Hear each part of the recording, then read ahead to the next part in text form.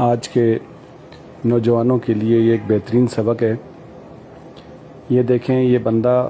اپنی ساری بکریوں کے ریوڑ کو آگ کے گرد چکر لگوائے گا